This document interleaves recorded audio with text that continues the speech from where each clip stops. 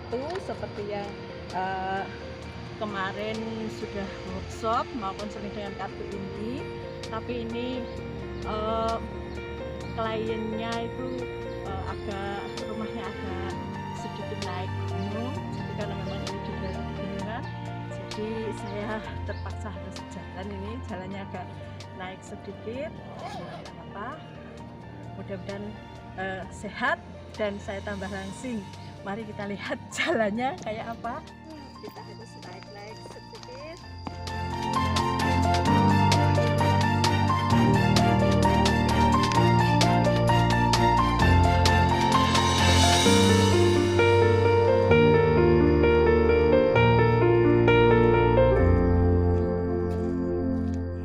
Udah nyampe di rumahnya ibu hamil yang saya tuju tadi, dan sudah cukup agak megah-megah juga.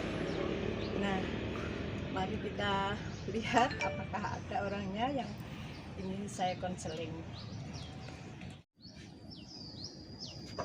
Assalamualaikum. Oh, Bu, suka ngejeng. Bu, saya datang kepada panjenengan untuk bersilaturahmi. Apakah Ibu ada waktu? Iya. Oh, Bu. Ya.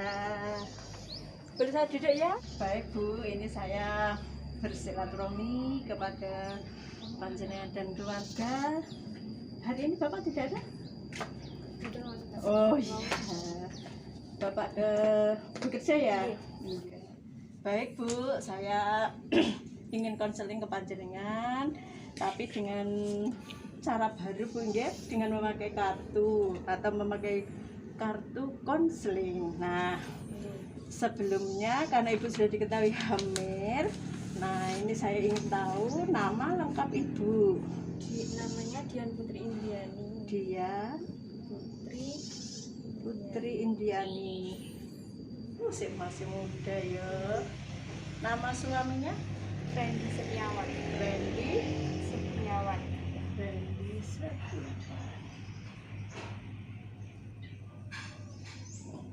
Pendidikan panjenengan? SMK. Terakhir Nggih, pendidikan SMK. SMK nggih. SMA nggih. Suami? SD. Suami SD. Terus pekerjaan suami? Wira swasta. Wira swasta. Apa? Nah, ini kan panjenengan sudah hamil. Ini sudah berapa bulan kira-kira? Menginjak 8. 8 ya. Karena kembar ini ya, jadi kelihatannya besar kayak gitu. Nah, ini saya ingin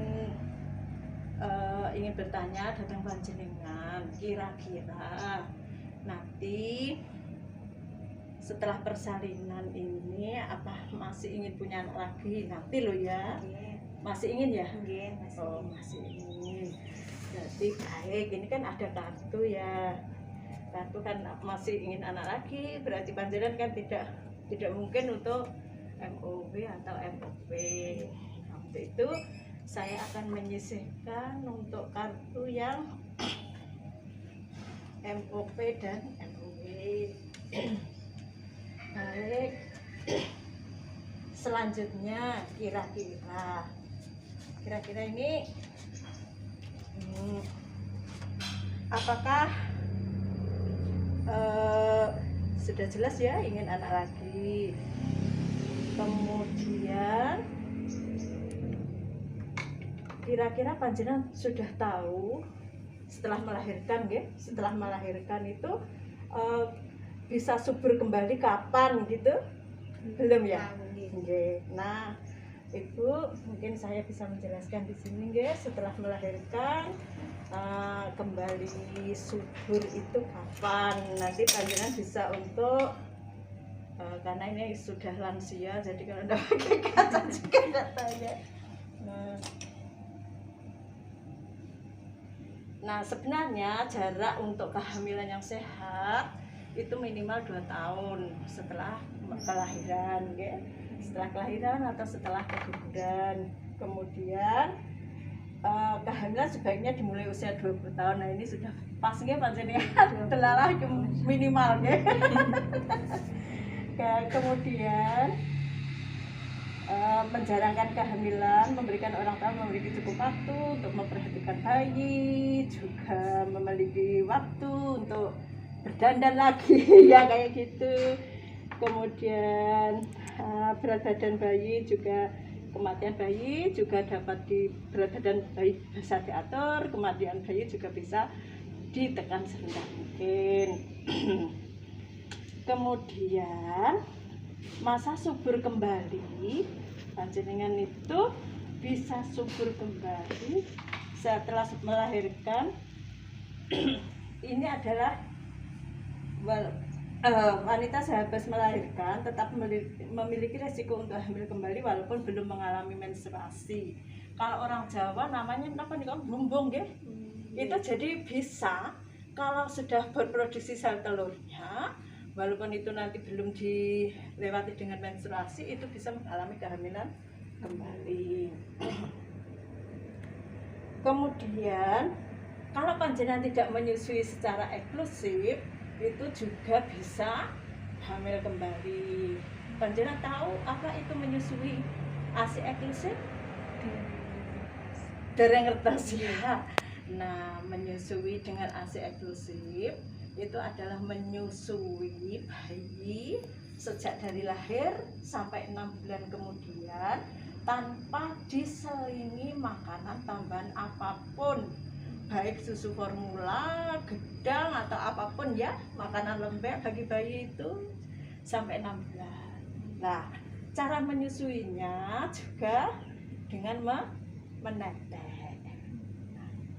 Nah, ibu sudah tahu apa atau sudah merencanakan ingin memakai alat kontrasepsi apa setelah melahirkan? Belum terpikirkan? Apa sudah?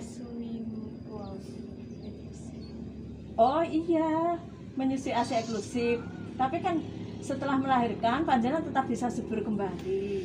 Apa karena tadi tidak segera ingin anak lagi kan? Nah, ini mungkin cara kontrasepsi apa yang ingin panjenengan pakai, alat KB. Apa perlu saya terangkan ya ini satu persatu? Boleh ya? Boleh ya, baik. Ibu setelah melahirkan panjenengan bisa memakai beberapa alat kontrasepsi. Tapi karena panjenengan menyusui secara eksklusif, maka disarankan tidak memakai alat kontrasepsi hormonal yang kombinasi seperti suntik atau pil kombinasi. Tetapi boleh suntik atau pil yang cuma progesteron saja. Nah, oleh sebab itu ini yang suntik dan pil kombinasi saya sisihkan ya. Nah, alat kontrasepsi yang baik untuk ibu yang baru melahirkan diantaranya yang pertama itu adalah implan. Nah, implan itu adalah berupa 1 batang kapsul atau 2 batang kapsul. Nah, ini bisa efektif 3-4 tahun. Jadi ini lebih menghemat nggih, Bu? Lebih menghemat biaya dan waktu.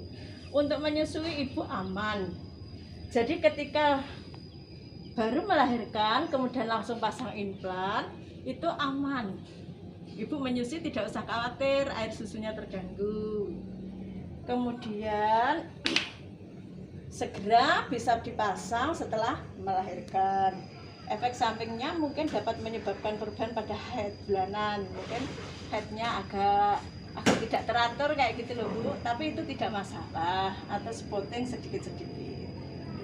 Nah, ini untuk implan. Jadi bisa 3-4 tahun penggunaannya, cuma 1 tabung. Nah, ada lagi, Bu, yang namanya alat kontrasepsi dalam rahim atau disebut IUD. Yang kalau orang dulu itu spiral, tetapi Bu, sekarang IUD itu macam-macam bentuknya, jadi tidak cuma spiral saja, bisa seperti T, ada yang seperti T, ada juga yang seperti apa ya namanya MLCU yang agak melengkung kayak gitu ada, tapi yang spiral juga ada, tapi sekarang lebih jarang spiral. Nah ini Bu, efektifnya sangat efektif. Kemudian merupakan alat kecil fleksibel dari plastik dan terbuat dari tembaga. Melindungi kehamilan kurang lebih 10 tahun. Tetapi misalnya sebelum 10 tahun panjenengan juga sudah bisa untuk dilepas. Bisa. Di kontrasepsi IUD ya nggih Bu. Namun metode ini aman dan efektif untuk hampir semua perempuan karena tidak mengandung hormon, jadi ini tidak mengganggu air susu. Dapat digunakan segera setelah melahirkan sebelum pulang. Jadi ini bisa, efek sampingnya mungkin terjadi penyebab head yang lebih lama dari biasanya. Kalau biasanya 7 hari, mungkin ini bisa 9 sampai 10 hari kalau pakai IUD. Sedikit kram atau nyeri selama head, tapi kebanyakan orang head juga begitu toh ya. Saya pun beberapa hari mesti kadang itu sampai seperti itu. Nah ini jadi misalnya implan IUD bisa menjadi pilihan ya. Nah ada lagi ini yang namanya MAL atau metode amenor laktasi. Ini tanpa alat tapi ibu bisa menggunakan. Artinya begini, ibu menyusui secara eksklusif. Nah ini bayinya kembar 2 ya. Nah nanti ini ya memang harus benar-benar rajin, panjenengan gizinya juga harus diperhatikan biar produksi air susunya lancar ya. Kalau pakai amal ini maka harus memenuhi 3 syarat. Belum head sejak setelah melahirkan. Jadi tetap menyusui secara eksklusif dan tidak head setelah melahirkan. Kemudian bayi disusui secara eksklusif saja. Bayi kurang dari 6 bulan. Setelah 6 bulan atau setelah 6 bulan panjenengan harus merencanakan untuk memakai alat kontrasepsi yang lain. Jadi untuk MAL cuma bisa 6 bulan saja. Oke. Ini mungkin aku masih takut untuk pasca persalinan. Nah, bisa alternatifnya memakai MAL. Oke. Tapi syaratnya itu tidak boleh ASINya harus benar-benar eksklusif dan ibu belum menstruasi. Nah, bisa juga dengan Permini. Permini itu isinya cuma estrogen. Diminum pil setiap hari waktu yang sama. Jadi misalnya panjang minumnya bar maghrib, bibar salat maghrib ngoten niku setengah 6 atau jam 6, maka besoknya juga harus jam 6. Sama, dari di jam yang sama. Permini ini isinya progestin saja, Bu. Nah, ini kemudian ini bisa menyebabkan head tidak teratur. Kemudian tapi tidak tersedia di fasilitas pemerintah. Ini harus beli sendiri untuk Permini ini. Kemudian efek sampingnya bisa menyebabkan sakit kepala, pusing, head tidak teratur, kepekaan pada payudara. Jadi kalau ada kering-kering nanti kalau menyusui panjenengan kan merasakan ya ketika ini penuh ngono kayak terasa bagaimana. Ini jadi terus ada lagi yang menggunakan untuk bapak. Jadi menggunakan kondom. Nah, kondom ini sebenarnya juga efektif, Bu. Ini terbuat dari karet. Ya, ini kebetulan saya kok tidak bawa contohnya. Biasanya itu ada. Cuman terus dilapisi pelicin. Sebelum berhubungan seks, pasang kondom pada penis yang sudah ereksi. Jadi ketika penisnya bapak itu sudah kencang, kemudian sudah ereksi itu baru dipasang. Kalau masih lemas itu tidak bisa, nanti soalnya akan lepas. Kemudian melindungi terhadap kehamilan dan infeksi menular seks. Ini anunya. Memerlukan kerjasama pasangan, ya. Jadi yang masang ibu, kemudian harus sudah setelah ereksi, kemudian nanti yang melepas juga ibu, kan kayak gitu ya. Nah ini agak kurang efektif kalau bagi pasangan muda, gitu. Soalnya kadang-kadang lali, kadang-kadang nggak telaten, ya. Nah ini kemudian ibu, ini sudah saya jelaskan macam-macam alat kontrasepsi yang bisa dipakai setelah melahirkan. Kemudian sebelum panjenengan hamil, apakah panjenengan pernah misalnya menunda kehamilan dengan alat kontrasepsi begitu? Belum ya. Nah, Bu, ini sudah saya berikan beberapa metode kontrasepsi yang bisa panjenengan pilih setelah nanti. Nah, kira-kira panjenengan itu nanti akan memilih apa? Atau masih akan berkonsultasi dulu dengan pasangan kayak gitu? Oh iya. Baik Bu, panjenengan bisa berkonsultasi dulu ya, nanti juga bisa konsultasi lagi dengan saya. Mungkin nanti akan saya berikan nomor HP saya. Kemudian nanti jangan lupa kalau sudah waktunya juga ke fasilitas kesehatan ya. Ini juga jauh dari fasilitas kesehatan, tapi tidak terlalu ya. Maksudnya mudah ya untuk ini, untuk Jangkauannya makasih. ya jangkauannya masih mudah. Sudah ada kan nomor-nomornya bidan atau apa kayak gitu? Jadi ayahnya juga harus siaga juga. Ini kasihan juga nanti kalau ini ya. Terus nanti juga jangan lupa pasca melahirkan juga segera memilih alat kontrasepsi yang maksudnya yang cocok buat panjenengan.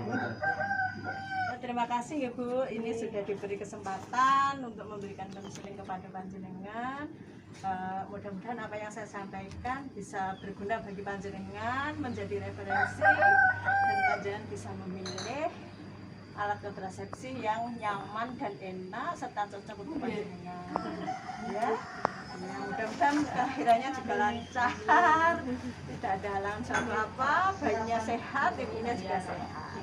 Jangan lupa gizi ya, gizi berimbang terus diperhatikan untuk panjenengan nanti dalam masa kehamilan dan setelah melahirkan.